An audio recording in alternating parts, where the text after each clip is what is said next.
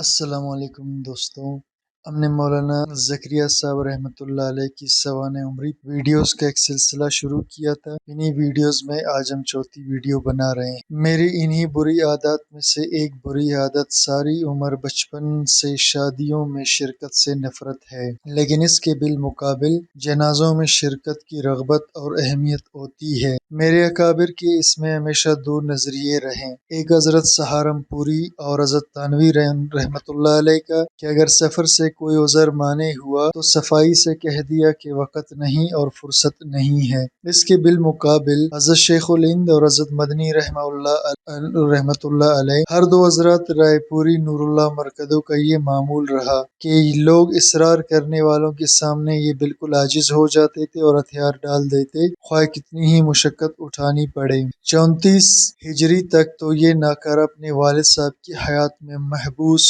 قیدی نظر بند کہیں جا آ سکتے۔ 10 ذی-القعدہ 34 ہجری میں میرے والد صاحب کا انتقال ہوا۔ اتفاق کی بات ہے جس صبح کو میرے حضرت مرشد العرب والحجم حضرت سہارنپوری کا جہاز بمبئی کی گودی پر لگا، اسی صبح کو سہارنپور میں میرے والد صاحب کا انتقال ہوا۔ اور ایک عجیب واقعہ اس وقت کا ہے، یہ تو اتفاق کی بات تھی، بمبئی جہاز سے اترتے ہی حضرت رحمۃ اللہ علیہ انگریزوں کی قید میں نینی تال حضرت شیخ الہند رحمہ اللہ تحریک تیش میں لے جائے گئے۔ اس سے پہلے بڑی ہی مسرت جوم رہی، کوئی دہلی کوئی بمبئی کا سامان باندھ رہا تھا۔ میرے والد صاحب نور اللہ مرکزو سے ایک مخلص دوست شیخ حبیب احمد صاحب مرحوم نے پوچھا، حالانکہ اس وقت کسی بیماری کا اثر تک نہیں تھا، کہ مولوی صاحب آپ بمبئی جائیں گے یا دہلی؟ تو میرے والد صاحب نے جواب دیا تھا کہ میں تو اپنی جگہ پڑا ملاقات کر لوں گا۔ وہی حال ہوا کہ حضرت کے تشریف لانے پر وہ حاجی شاہ میں لیٹے ہوئے تھے۔ بہرحال میرے والد صاحب کے انتقال اور میری ابتدائی مدرسی کے بعد سے لے کر 47 ہجری کے ہنگامِ تقسیم ہند کے وقت کا کوئی مدرسے کا طالب علم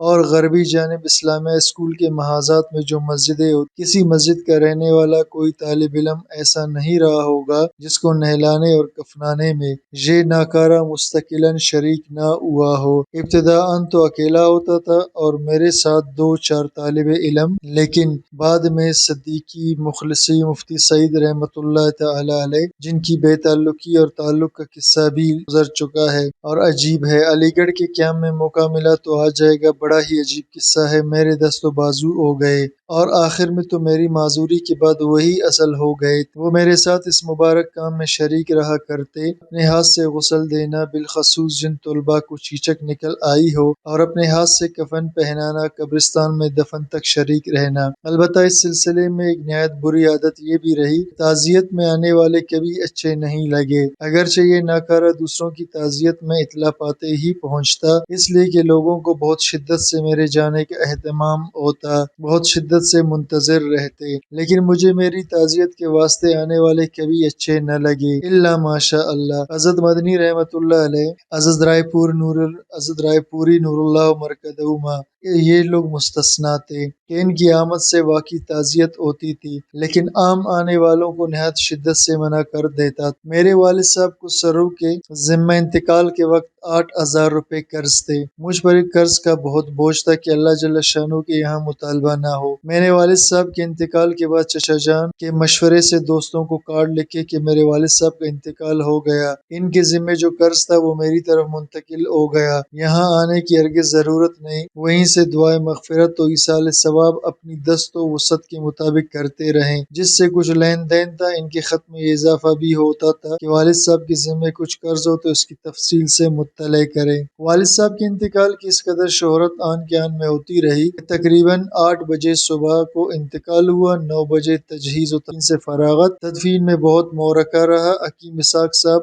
اور حکیم یعقوب رحمۃ اللہ علیہ، جن سے میرے والد صاحب کے بہت خصوصی مراسم تھے، ان کی خواہش تھی کہ اپنے اپنے باغ میں تدفین عمل میں آئے، مگر ہمارے علم واللہ بالخصوص الحاج فضل حق صاحب جو بانیان مدرسہ میں ہیں، ان کے صاحبزادے شیخ حبیب احمد صاحب اور رفقا لٹ لے کر تشریف لائے فین آجی شام میں ہوگی ورنہ یہاں مورکا ہو جائے گا۔ اور اہل محلہ بھی اس پر مصر تھے، اور چونکہ مولانا محمد مظہر صاحب بانی مزار علوم کا مزار مبارک بھی آجی شام میں تھا، اس لیے اہل مدرسہ کی رائے بھی وہیں کے ہوئی۔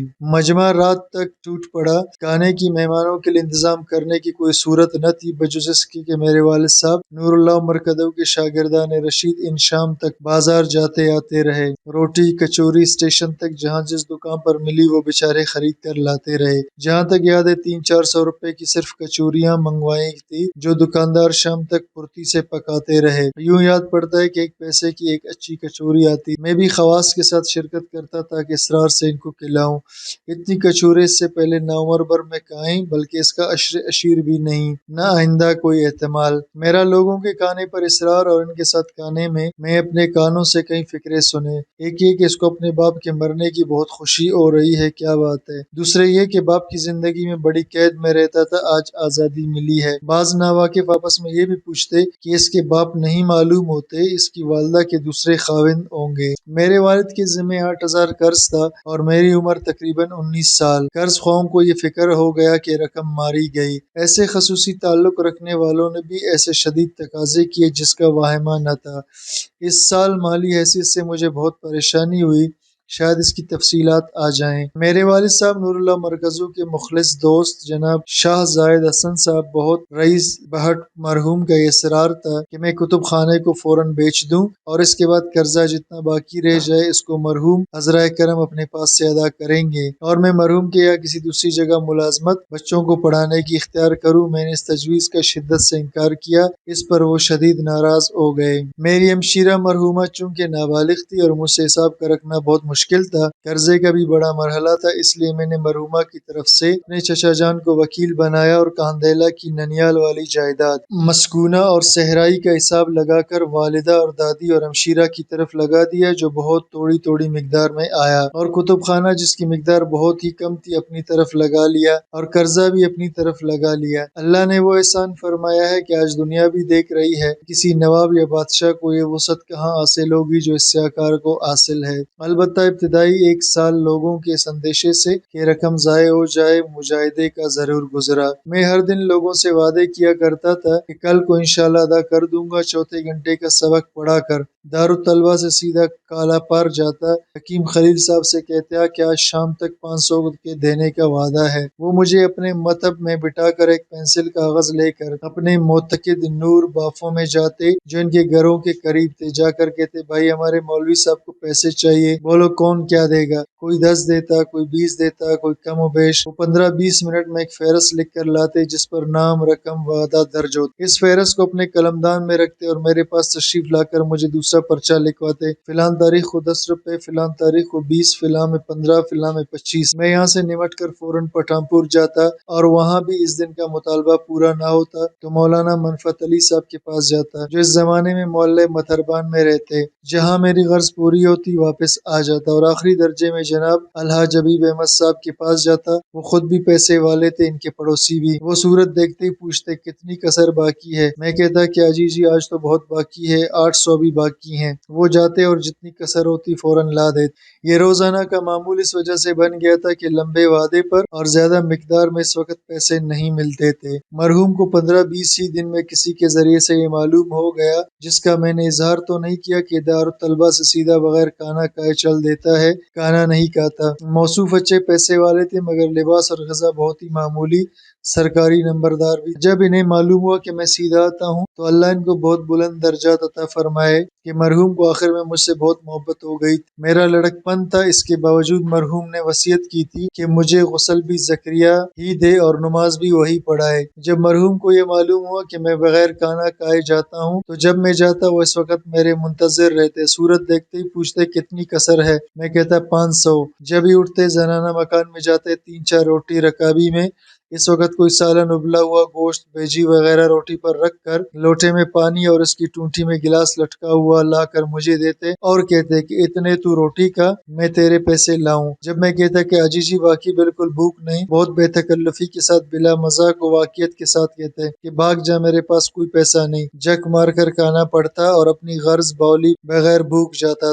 भूख खाता था। वो वापस आकर देखते ही मैंने कुछ खाया है या नहीं। अगर एक दो रोटी खा लेता तो पैसे देते, वरना बेतकल्लुफ फरमा देते तशरीफ ले जाओ, पैसे नहीं है। अल्लाह इनको बहुत ही जजा दे, मेरी बहुत ही मदद की। जैसा कि ऊपर मालूम हुआ कि मुझे तो रोजाना शाम को सैकड़ों की अदायगी करनी पड़ती और रोजाना ही तकाजे रहते, इसलिए इन मरहूम का एक दस्तूर और भी था। वो नंबरदार थे और सरकारी रुपया दाखिल करने के वास्ते नकोड़ जाना पड़ता। अमन का जमाना था, अपनी साइकिल पर अक्सर बाहर की सुबह को रुपए लेकर जाते, शाम को इसी साइकिल पर नकोड़ से सीधे दारुत तलबा पहुंचते। दरसगाह में मेरे पास जाकर कहते कि 1500 मेरी जेब में है, आज फिलहाल वजह से दाखिल ना हो सके, कल इतवार परसों के वास्ते चाहिए तो ले ले। अगर वो यूं कहते कि परसों को छुट्टी है, 2 दिन की गुंजाइश और है, तो फिर मेरी ईद थी। मैं इस रकम को लेकर शाम को किसी बड़े कर्जख्वाह के पास जाता और इस वक्त तो मेरे पास रुपए हैं, आपका जी चाहे तो मुझसे ले लीजिए, और नोट इनके सामने कर देता, और इसकी वजह से मुझे 1-2 माह की तोसी जरूर मिल जाती। इन मुखलिसीन में खास तौर आली जनाब मेरे मोहसिन अलहाज हाफिज जिंदा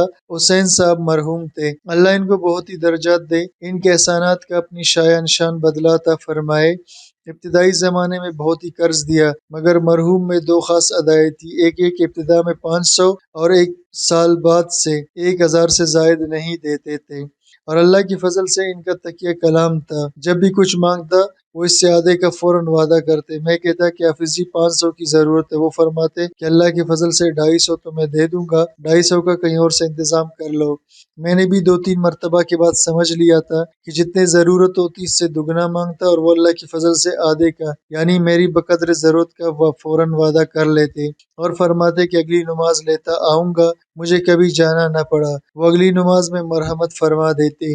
दूसरी खास अदा मरहूम की थी कि वो वादे से एक दिन पहले पूछते कि अज़र जी आज क्या तारीख है, और मैं कहता हाफिज जी खूब याद है। अल्लाह अपने फजल व करम से इनको मेरे सारे मोहसिनों को जिन जिन के भी जिस नू के एहसान जानी माली जाही इल्मी सलूकी इखलाकी मुझ पर हुए, अल्लाह अपने लुत्फ़ व करम इनाम एहसान और अपनी शाया निशान इनके एहसानात से बहुत ज्यादा बढ़ाकर इनको बदला अता फरमाए। मेरी यह दुआ अपने सारे मोहसिनों के लिए 20 बरस की उम्र से रोजमर्रा की अहम दुआओं में शामिल है। इसमें तखल्लुफ तो याद नहीं कि कभी उम्र भर हुआ हो, कहीं कहीं मरतबा हो जाती है माह मुबारक, और सफर एजाज में तो खूब याद है कि स्याकार ताबकार बेकार व बदकार अपने मोहसिनों के एहसानात के बदला बजुज़ दुआ के कुछ नहीं कर सकता। अल्लाह ही अपने करम से कबूल फरमाए। अलबत्ता दोस्तों को नया तजुर्बा की वसीयत नसीहत करता हूँ, बिलखसूस जिनको कर्ज से कोई काम पड़ता हो, कि कर्ज के मिलने में वादे पर अदा करने को जितना मुजर्रब और उसूल कर्ज के लिए सहल नुस्खा मैंने पाया, ऐसा कोई बड़े से बड़ा नुस्खा नहीं पाया। मुझे इब्तिदाई चंद माह में बेशक दिक्कत उठानी पड़ी, लेकिन चंद ही माह बाद लोगों को वादे पर अदायगी का यकीन हो गया, तो फिर कर्ज में इस कदर सहूलत रही कि सिर्फ पर्चा या किसी मोतमद के जुबानी पैगाम कर्जा लेने के लिए काफी था। सन 74 हिजरी में मौलाना यूसुफ साहब रहमतुल्लाह अलैह ने फरमाया कि बच्चियों को हज कराने को जी चाहता है। मैंने कहा बड़े शौक से। अपना और मौलवी इनाम साहब का और गालिबन 2 बच्चियों का इंतजाम तो आपके ज़िम्मे, बकिया मैं कर दूंगा। उन्होंने बड़ी खुशी से कबूल फरमाया और शाबान में कह दिया कि जिन साहब ने हमें कर्ज देने का वादा किया तो उन्होंने उज़र कर दिया, हमारा इंतजाम भी इस वक्त तुम्हें करना है। और मेरे पास करीबी रिश्तेदार मस्तूरात का कई साल का कर्जा इसी नाम से जमा था कि वो तोड़ा तोड़ा देती रहती थी कि जब हम हज को जाएं तो ले लेंगे। मैंने अपनी बीवी बच्चियों से ऐलान कर दिया कि पहले अपना अपना जेवर फरोख्त करो, इसके बाद जिसके खर्चे में जितनी कमी हो वो बतौर कर्ज मैं दूंगा। मैं जब जब तुम्हारे पास आ जाए दे देना, ना आए तो अल्लाह माफ करे। सबसे पहले तो अपने अल्लाह के एहसान, इसका मालिक के किसी एहसान और इनाम का शुक्र अदा हो ही नहीं सकता। इसके बाद अपनी बीवी और बच्चियों का ममनून एहसान, इस कदर खुशी और मुसरत से हर एक ने एक एक चीज लाकर मुझे ना दी न बताई। बाज अपने औजा के वास्ते से फौरन बाजार फरोख्तगी के वास्ते भेज दी।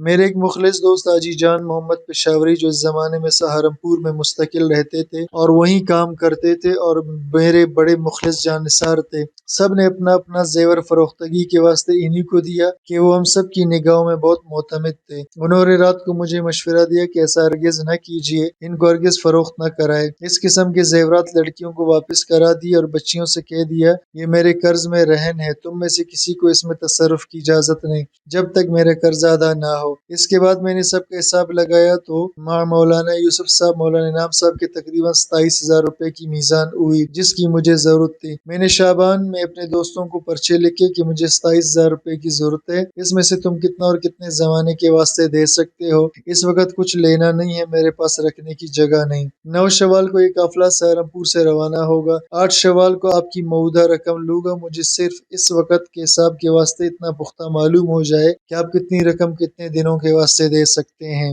3 دن میں جو پرچوں کے جواب ملے ان کی میزان 36,000 تھی۔ میرے پرچے کا مضمون صرف وہ تھا جو اوپر لکھا ہے اور اس میں بھی مالک کے عجائب کرشمۂ قدرت دیکھے۔ میرے ایک مخلص دوست کا ایک گاؤں بڑی دعاؤں کے بعد 30,000 میں انہی ایام میں فروخت ہوا تھا، جس کی فروختگی کا شیرینی بھی وہ مجھے کھلا چکے۔ دوسرے صاحب کا 10,000 میں ایک باغ فروخت ہوا، اس کی شیرینی بھی میں کھا چکا تھا۔ میرے ذہن میں یہ تھا اور اپنے تعلقات کی قوت پر بڑا گھمنڈ تھا اور کوئی تردد بھی نہ تھا کہ سارا نہیں تو معظم حصہ ان دونوں سے وصول ہوگا، مگر دونوں نے زور کی معذرت کی کہ 1 پیسے کی بھی گنجائش نہیں۔ مجھے واقعی بھی ذرا قلق نہ ہوا۔ اللہ کا بڑا احسان ہے مان، مجھے خیال ہوا کہ تو نے بندگاں پر نگاہ رکھی کیوں؟ تیری سزا یہی ہے، اور اس کے بالمقابل جو مالک کی کرشمۂ قدرت دیکھے وہ بڑی لمبی داستانیں ہیں۔ مولوی نصیر نے مجھ سے کہا کہ ایک پرچہ فلاں کو بھیج دے۔ میں نے کہا تیری عقل ماری گئی، اس بیچارے کے پاس کہاں پیسہ؟ مولوی نصیر نے کئی دفعہ اصرار کیا، میں نہیں مانا۔ اس نے زبردستی میرے پرچوں میں سے ایک پرچہ اٹھا کر لڑکے کے ہاتھ میرے دوست کے پاس بھیج دیا۔ وہ جواب لایا کہ کل کو جواب دوں گا۔ میں مولوی نصیر پر بہت خفا ہوا کہ تو نے مجھے بھی شرمندہ کیا، انہیں بھی۔ میں نے پہلے کہا تھا اس غریب کے پاس کچھ نہیں، اسے جواب دیتے شرم آئی اور تو نے مجھے ذلیل کیا۔ دوسرے دن دوپہر کو وہ صاحب اپنا کانا لے کر 7 کانے کے واسطے آئے۔ کانے کے بعد تخلیہ کیا اور ایک پرچہ لکھا وہ مجھے دیا، جس میں لکھا تھا کہ 5,000 روپے 1 سال کے لیے بڑی سہولت سے دے سکتا ہوں اور 10,000 تک 2 سال کے لیے معمولی سے وقت کے ساتھ اور 15,000 3 سال کے لیے ذرا زیادہ وقت ہے۔ میں نے پہلی پیشکش قبول کر دی اور کہہ دیا کہ 8 شوال کو لے لوں گا۔ میرے ایک مخلص دوست نے رمضان میں مجھ سے کہا کہ تو نے فلاں فلاں کو پرچے لکھے، مجھے تو کہا ہی نہیں۔ میں نے کہا تیرے پاس کہانے کو تو ہے ہی نہیں، بے تکلفی تھی، محبت تھی، یہی فکرہ۔ میں نے کہا کہ تیرے پاس کہانے کو تو ہے نہیں، تیرے پاس سے کیسے قرض مانگوں؟ اس نے کہا میرے پاس بھی 1,000 روپے سے سب سے مخفی ہیں، میں کل صبح لاؤں گا۔ میں نے کہا ہرگز نہیں، 8 شوال کو، میرے پاس رکھنے کی جگہ نہیں۔ اس نے کہا کہ رمضان میں خرچ کرنے کا بڑا ثواب ہے، میرے سے تو تم اللہ کے واسطے اور پاؤں پکڑ لیے کل ہی کو لے لو، اور رمضان ہے پر اس پر میرے ہی پاس امانت رکھوا دیجیے۔ میں نے کہا شوق سے لے آؤ۔ چنانچہ وہ اگلے دن روز لایا اور پھر میرا قرض کر کے اپنے ساتھ لے گیا۔ اس سلسلے میں اپنے محسن اعظم عالی جناب الحاج میر آل علی صاحب رحمہ اللہ کا بہت ممنون۔ انہوں نے فرمایا اتنی سی بات کے لیے کیا پرچہ بازی کی ضرورت تھی؟ 20-25,000 تو میں اکیلا ہی دے دوں گا، جب تجھے سہولت تو ادا کرتے رہنا۔ میں نے بہت ہی ان کا شکریہ ادا کیا اور بہت دعائیں بھی دی۔ ان سے کچھ نہیں لیا، ان سے کہہ دیا کہ اب تو میری رقم پوری ہو چکی، میں ان سب کا احسان اٹھا چکا، ان میں سے جس کی رقم ادائیگی کا وقت آتا رہے گا آپ سے مانگتا رہوں گا۔ چنانچہ ایسا ہی ہوا۔ اس حج کے متعلق ایک المناک واقعہ یہ ہے کہ میرے حضرت اقدس سیدی و سندی مولانا الحاج حسین احمد مدنی صاحب اپنی اہلیہ کے ساتھ اسی جہاز میں تشریف لے گئے جس میں میری بچی اور مولانا یوسف صاحب، مولانا انعام صاحب تھے۔ حضرت سرونیز سے واپسی پر مجھ سے کئی بار کلک سے فرمایا کہ مجھے جہاز میں بیٹھنے کے بعد معلوم ہوا کہ تیرا بھی کچھ خیال تھا، اگر مجھے واہمہ اور شبہ بھی ہو جاتا تو تجھے زبردستی اپنے ساتھ لے جاتا۔ حضرت مدنی کے کلک پر مجھے بھی بہت کلک ہوا۔ میرے لیے ان سعادت تھی اور میرا پختہ ارادہ تھا، اور رئیس الاحرار صاحب سے وعدہ ہو گیا تھا کہ اس سال ہوائی جہاز سے جا رہے تھے۔ میرا ارادہ یہ تھا کہ ان کے ساتھ چپکے سے ہوائی جہاز سے چلا جاؤں گا، لیکن مقدرات اٹل ہوتے ہیں۔ حضرت اقدس رائے پوری نے ایک شب کے لیے نظام الدین جانے کی اجازت چاہی کہ وہاں کے حالات دیکھتا آؤں۔ حضرت نے یہ کہہ کر اجازت نہ دی کہ میری حالت تو یہ ہو رہی ہے، میں رات کو اگر مر گیا تو میرے جنازے کی نماز کس طرح پڑھا سکے گا؟ یہی وہ زمانہ تھا جس کے متعلق لکھوا چکا کہ میں شام کے دوسرے گھنٹے میں حدیث پاک کا سبق پڑھا کر سیدھا بیٹھ جاتا اور گانگر والی کوٹھی میں سر پڑتا جہاں حضرت رحمۃ اللہ علیہ کا مستقل قیام تھا۔ چونکہ روز جانا ہوتا تھا اور الگ صبح آنا ہوتا تھا، اس زمانے میں لاری والے بھی ہندو مسلمان دونوں ہی رعایت کرتے، بہٹ میں گاڑی نہیں روکتے۔ بعض مرتبہ سواریاں شور بھی مچاتی، مگر وہ ایبٹ کے قریب جا کر اس تیزی سے نکلتے کہ مجھے گانگرو کے پل پر اتار کر واپس بہٹ آ کر سواریاں اتارتے۔ مجھے بہت ہی ندامت ہوتی اور میں خوشامد بھی کرتا، مگر وہ نہ مانتے اور کہتے کہ ان کا 2 منٹ میں کیا حرج ہوگا، آپ تو نماز پڑھیں گے۔ اللہ ان سب کو بہترین بدلہ عطا فرمائے۔ حضرت خسرو کے اس فکرے پر نہ صرف نظام الدین کا جانا ملتوی کیا بلکہ حجاز کے سفر کا ذکر زبان پر لانا بھی حضرت خسرو کی گرانی کا سبب سمجھا۔ حضرت خسرو کے اس مرض نے اتنا طول پکڑا کہ ڈاکٹر برکت علی صاحب مرحوم کے سار پر حضرت کو بجائے بہٹ کے سہارنپور تشریف لانا پڑا اور کچھ زمانہ مدرسہ قدیم کے مہمان خانے میں ڈاکٹر برکت علی صاحب کی تجویز سے قیام کیا۔ اس سال کی عید الاضحیٰ بھی مدرسہ میں پڑھی اور اپنے اس چند روزہ قیام میں حضرت خسرو نے مدرسہ کے چندہ کے نام سے بہت بڑا کرایہ ادا کیا، جو حضرت کے خدام کے لیے خاص طور سے سبق آموز اور عبرت انگیز ہے۔ اس ناکارہ نے بہت عرض کیا کہ حضرت کا قیام مدرسہ کی ضرورت میں داخل ہے، مدرسے کو حضرت کے قیام سے بہت نفع ہے، مگر حضرت نے منظور نہیں فرمایا، خود بھی چندے کے نام سے کرایہ ادا کیا اور آنے والے مہمانوں کو بھی خاص طور سے تاکید کر کے چندہ دلوایا کہ حضرت خسرو کی وجہ سے ان لوگوں کا بھی مدرسے میں قیام ہوتا تھا، خاص طور سے پاکستان سے آنے والے مہمانوں سے بھی چندہ دلوایا۔